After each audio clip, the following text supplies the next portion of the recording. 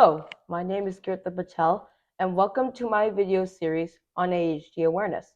Through these series of interviews, my goal is to spread awareness of ADHD and any other learning disabilities.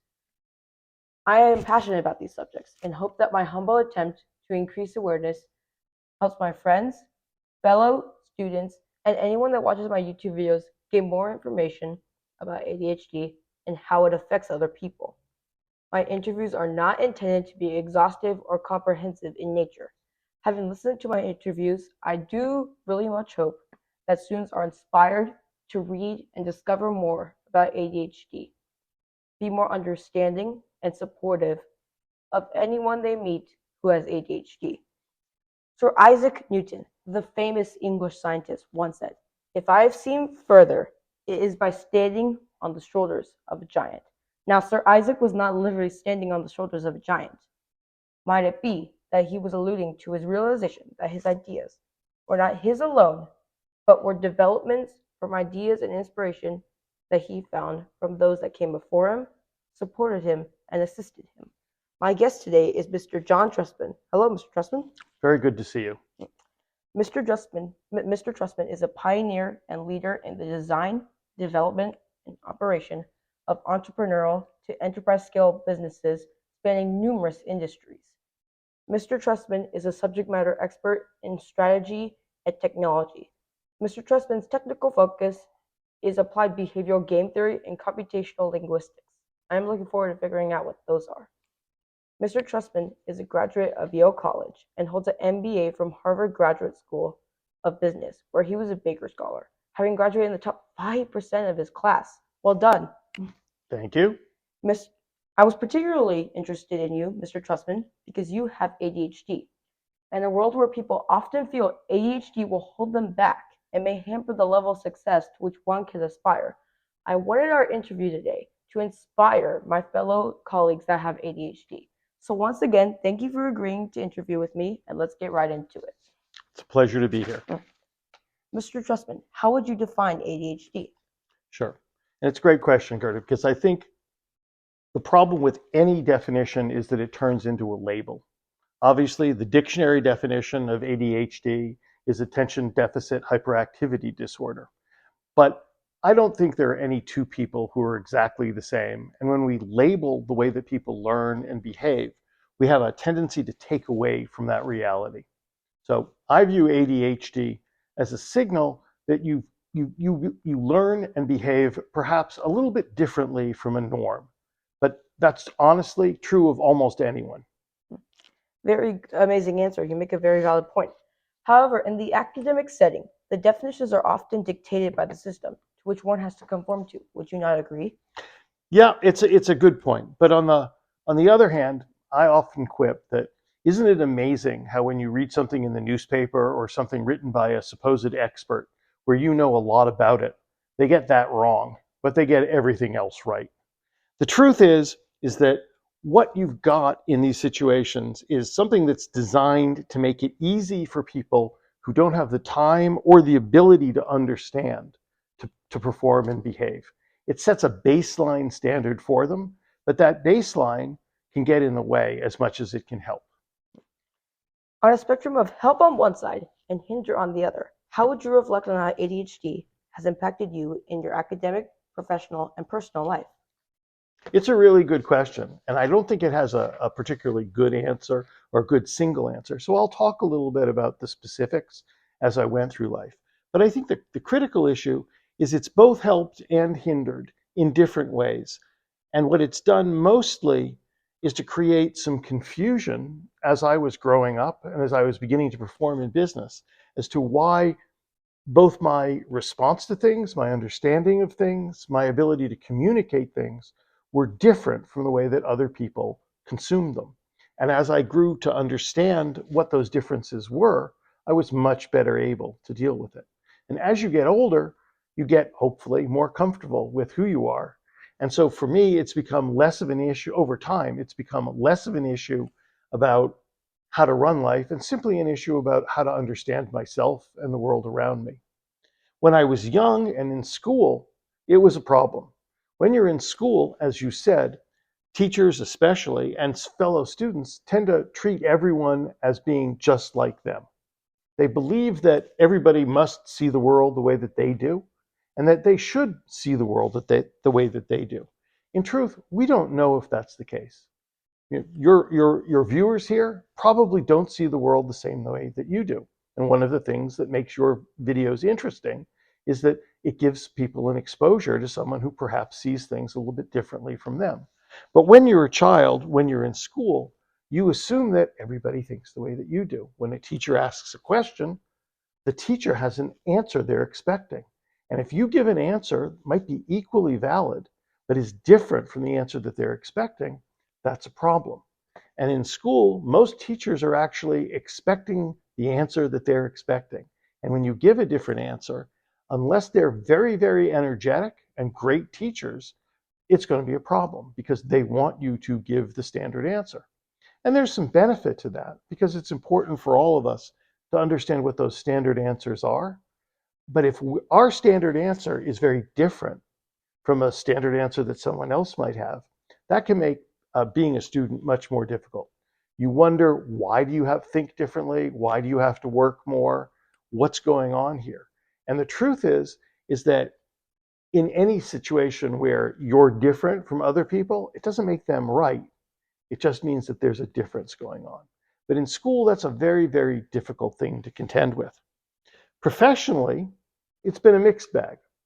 As I've grown to understand that I think about things differently and do things differently, it's been terrific in terms of my ability to get hard problems and to solve hard problems. And that's been terrific for my career.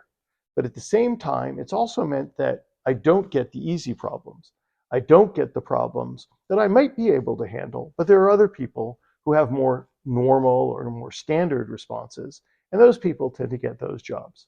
I'm actually a very good salesman, but I never get sales jobs because there are other people who can sell. I get problems that those other people can't solve, where it's worth it to people around me to give me that opportunity. And that's both a blessing in that it's allowed me to distinguish myself and succeed, but it's also a curse because it means that I've been cut off from things that other people enjoy. Most difficult has been on the personal side, because in the personal side, we're looking to establish relationships where we don't normally think about them as needing to work. We want our interpersonal relationships to be easy, to be relaxing, to be fulfilling. And what we need to do when we have a situation like ADHD, where we perceive things differently, where we communicate differently, is to understand that those differences are going to have an impact. And sometimes things that should be easy and relaxing are going to take extra work. So it's really been a mixed bag. And I think the critical issue is that succeeding with the condition means understanding what it is and understanding that it makes you a little bit different. And what that means is that you've got extra work. On the other hand, it's a bit of a blessing because in truth, everybody's an individual, everybody's a little bit different. And not understanding those differences or deferring the understanding of those differences make you less effective over time. When did you discover that you had ADHD? At an early age? How did your family help you manage your life with ADHD? How about teachers? How about friends? It's a great question. When I was little, ADHD or even ADD weren't a thing. People were just different, and that was problematic. So I didn't learn that I had this condition until much later in life, where it explained a lot, I recognized it, and it was fairly clear. On the other hand, one of the questions I use when I recruit people onto my team is I say to them, how old were you when you realized first that you were different from the other children? And it winds up being a really, really interesting question, because people who are extremely bright or extremely talented or have different from normal responses have a range of times when they actually recognize that and recognize that difference from other children. For me, it was, again, a mixed bag. My mother couldn't stand the fact that I was different. My grandmother used to say to me, why can't you be normal? And I'd say to her, Nana, what do you mean by normal? And she'd say, normal, like me. And I just wasn't like my grandmother. I had a different set of interests and a different set of capabilities, and I wasn't interested in the things that she was interested in. But it was a problem because I grew up in a family where one of my parents had absolutely not only no interest, but a dislike for the fact that I thought about things differently. Teachers was an equally interesting problem. I had the privilege of going to some really great schools over time, largely because, and again, it's highly correlated with my ADHD. I'm pretty smart. But teachers ran the gamut from a couple who recognized that there was something interesting or different going on to most of my teachers who just wished I had the same answer that was, in the book where they learned how to do it. A lot of those teachers became threatened. They didn't understand where my answer was coming from, and it bothered them. But a number of those teachers did realize that there was something special going on, and that was really good. That the height of this for me actually happened in high school, where a group of my teachers got together at the instigation of one of them to discuss whether I should be thrown out because my behavior in the classroom was somewhat disruptive. They'd ask a question, I'd have an answer that took the class in a different direction, and that was a problem for them in terms of their teaching. I found out later on that one of the teachers, my architecture teacher, actually acknowledged that I was very disruptive in the classroom, but that based on the work that I handed in when I actually did hand in work, the worst grade he could give me was an A. And he didn't think an A was a really good grade for actually dismissing someone. My teachers eventually came to the conclusion, including the one who started the little conversation, that the trick was to make sure that I didn't get bored in the classroom, to give me enough work or enough independent work so that I would stay busy, because it was when I got bored that I got disruptive. So it was an interesting thing. Do you take medication? At what age did you start taking medication? How does the medication help you? What cognitive strategies have you practiced? Again, it's a really good question. I don't take medication. Again, when I was a child, the medications didn't exist because the diagnosis didn't exist. I think the medication, I have 2 children, 3 children probably, who have ADHD, and they're on 2 of them are already on medication, and one will probably go on. And the medications can be really, really helpful if they help you develop coping strategies. If you use the medication as a blanket, as a cover up, as a way of making you into someone you're not, I think they're fairly difficult, and I'm not really in favor of them. But if the medications help you calm down and learn coping strategies, and learning those coping strategies is more difficult with ADHD than for those without it, then that's a really, really good thing. For me, I've had to develop coping strategies that are different. They've taken longer. They've come to me later in life, and they've been fairly painful. I think the medications can help, but I think understanding why to take them and when to take them is absolutely critical, because you don't want them to become a blanket. Hmm. Many people do benefit from medications and worry about the stigma about taking medications. Can you offer any advice to them about feeling stigmatized? I don't I understand why some people feel stigmatized, and I think that what you need to understand is if you're taking medication and you feeling that you're stigmatized, that's a fault of the people who are looking at you and doing the stigmatization. One of the real blessings of being alive today is that we have a lot of medications for a lot of different situations. And judicious use of those medications can help improve life and help you make you a more productive person. If you can be a more productive person, that's terrific. I don't understand why there should be any stigma attached to being a more productive person. I was at a charity benefit last night, and as dinner rolled around, I pulled a little cup out of my pocket, and the little cup had the medications and vitamins that I take twice a day to deal with any number of conditions, from cardiac conditions to just being healthy. I'm 67 years old, and my youngest child is now 6. So I'll take all the benefit that I can get. Is there anything that you should be stigmatized for in doing that? Heck no. I found a number of supplements and vitamins and some medications that help me perform better. And I'm neither embarrassed about them nor proud of them. They're just part of my life. And I think that, and it's much more difficult as a child to think that anything that you do is other than difficult. But you should just realize that it's a part of being who you are. Some people will struggle with that, and some people will celebrate you for it.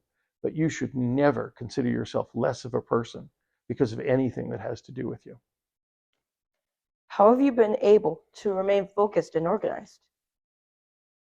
It's a real good question, and I would say that there are a lot of people who think that I'm not particularly focused and organized. I certainly don't focus. I certainly don't organize the way that most people do.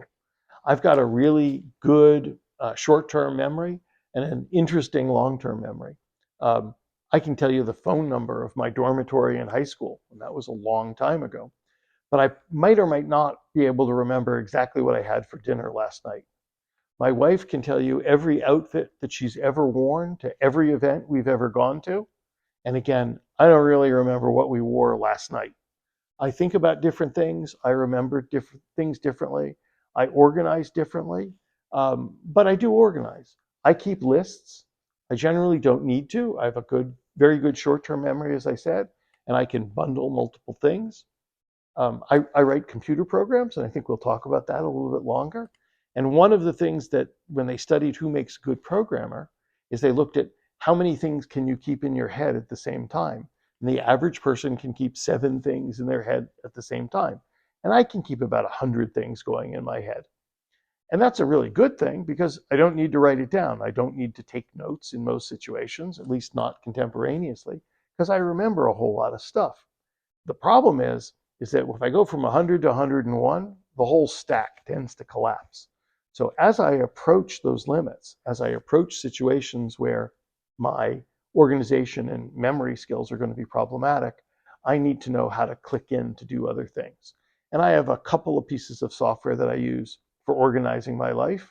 And I rotate through those fairly frequently, or as newer and better ones come along, because again, those tools are generally designed for people who aren't like me. But I find ways of adapting them and using them and making them part of my life. So I make sure that they're available to me in case I'm going to need them. You have been very successful in your academic and work life. What advice can you give to children like me who have ADHD about managing their condition and succeeding in their studies? I'd say if you look at my life, it's been rather a mixed success.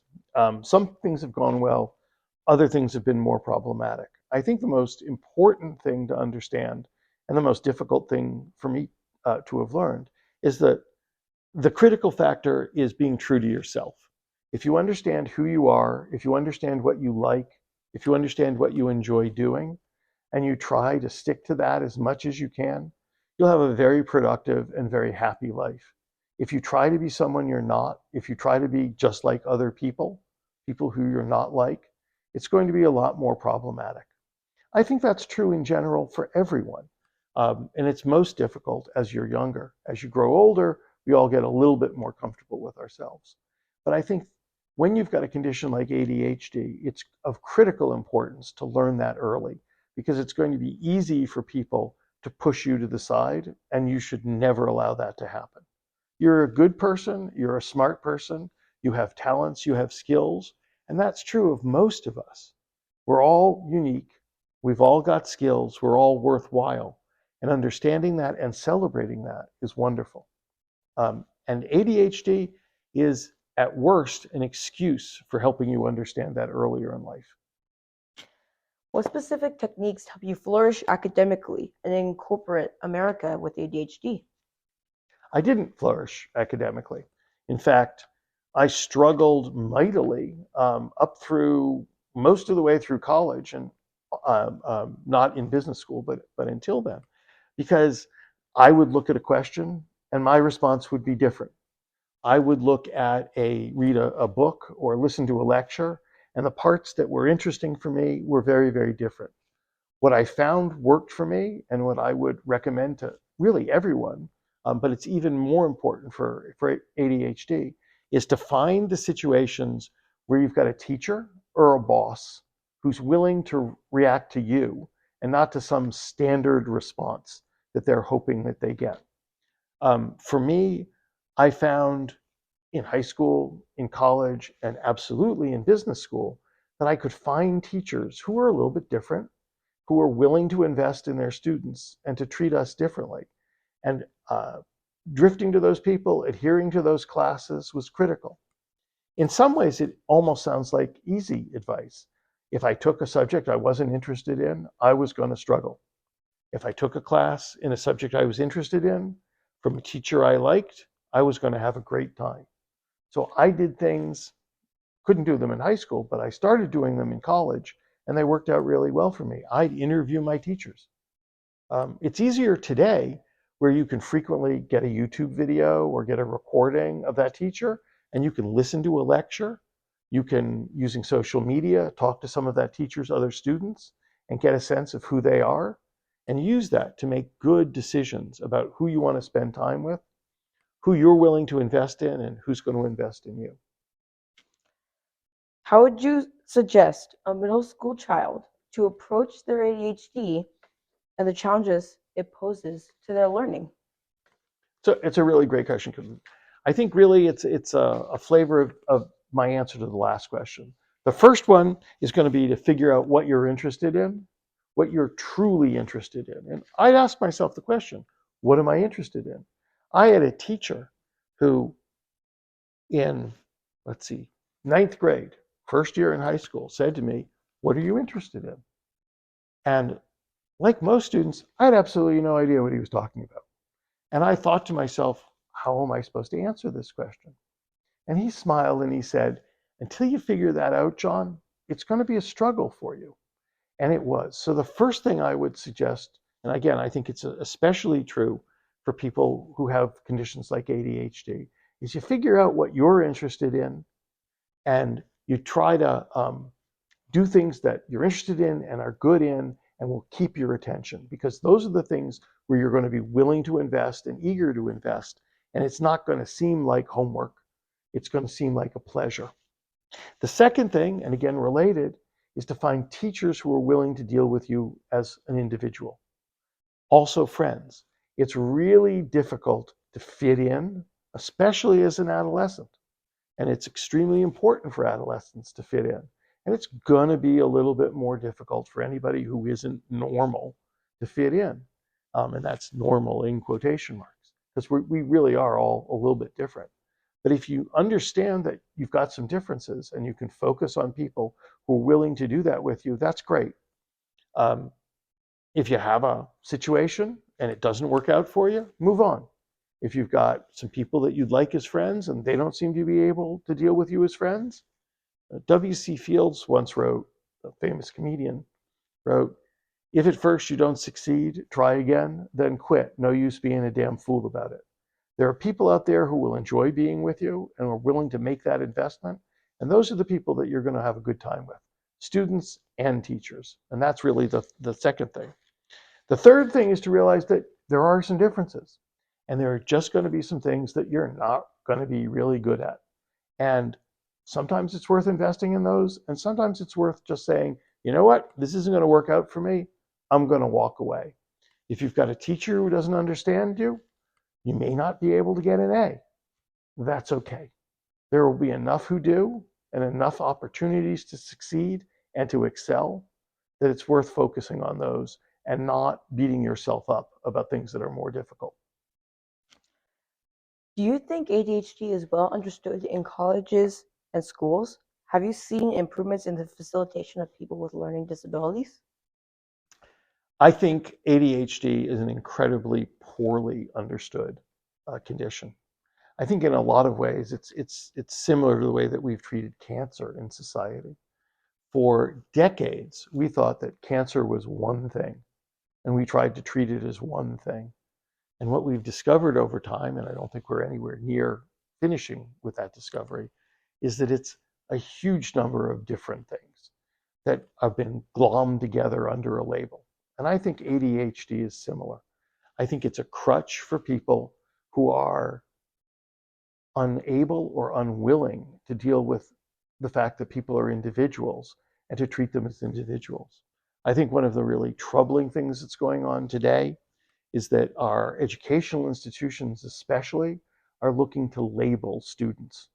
And that's a really, really harmful thing on all levels. And it's particularly harmful for people who learn and behave a little bit differently. I think that being labeled and being uh, thought to be needing of teaching in a standard way is exactly what you don't need with a condition like ADHD. You need to understand how you perform and what you're interested in and work towards those things. And realize that most of your teachers aren't necessarily going to be very good at this. It's not really important to them, and you shouldn't take it too much to heart. Um, Success comes from within. Build a good relationship with yourself, trust yourself, and grow yourself. And try to take more of your fulfillment from things that you generate rather than from external sources and the way that people will treat you. Mr. Trustman, thank you so much for your candid and thought-provoking answers and opinions on ADHD and how it has impacted you and your life.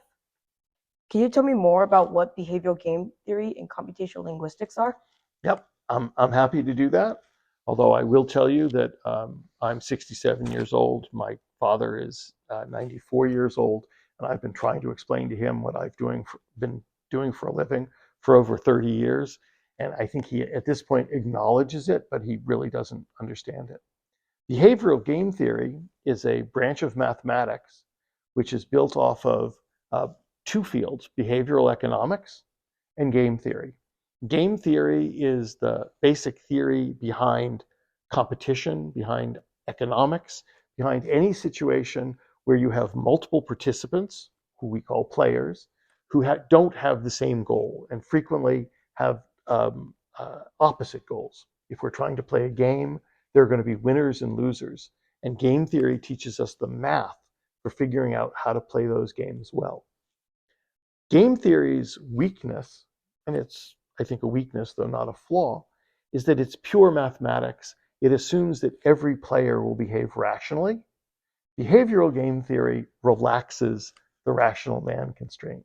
In behavioral game theory, we acknowledge that players won't always do the right thing or what appears to be the right thing at all times. Sometimes they'll do things that aren't really even in their best interest. And if we're building strategies for how to play, we need to take into account that lack of rationality. So it's a sophisticated form of mathematics that blends the pure math of game theory with the math of behavioral economics, which is really understanding how people behave in various situations. Computational linguistics, on the other hand, is the ability to use math and numbers to represent complex situations in the computer. Most easily, it's understood as the ability to teach the computer to speak language, linguistics on the computer. It's the math that's behind today's artificial intelligence um, applications and breakthroughs. It's the ability to say, how do you teach a computer to understand something as complex as language or as complex as an image or even a video? Because if you can't understand that, you can't teach them to do those. And those things are too difficult to do step by step, the way that we originally treated computers and computer programs.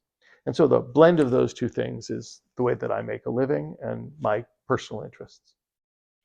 And if that didn't make a tremendous amount of sense to everybody, there's really great stuff on YouTube on both behavioral game theory and computational linguistics, but don't expect to get really helpful solutions or explanations that are only a paragraph or two long. Well, your work is definitely fascinating, and I hope many of the people who watch this video will delve deeper into what you have shared. One thing is for sure, it is so inspiring for me to meet someone who has used their ADHD to reach great heights.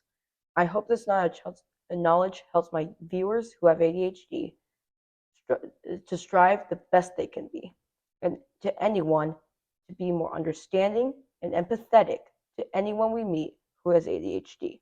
I hope you all liked this video, and I hope you all could like, share, and subscribe For me, as a novice YouTuber, it would be very encouraging to spread awareness of our world on this channel. Mr. Trustman, I asked you to share 3 of your most favorite quotes, and I've chosen the one from Calvin Coolidge, who served as the 30th President of the United States. Nothing in the world could take the place of persistence. Talent will not. Nothing is more common than unsuccessful men with talent. Genius will not. Unrewarded genius is almost a proverb. Education will not. The world is filled with educated derelicts. Only determination and persistence are omnipotent. Persistence truly is a character trait that could move mountains.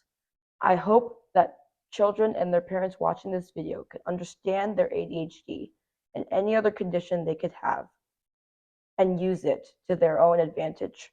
I hope you all like this video, and be sure to subscribe, share, and like it. I look forward to our next video installment. Thank you. Thank you, and great job.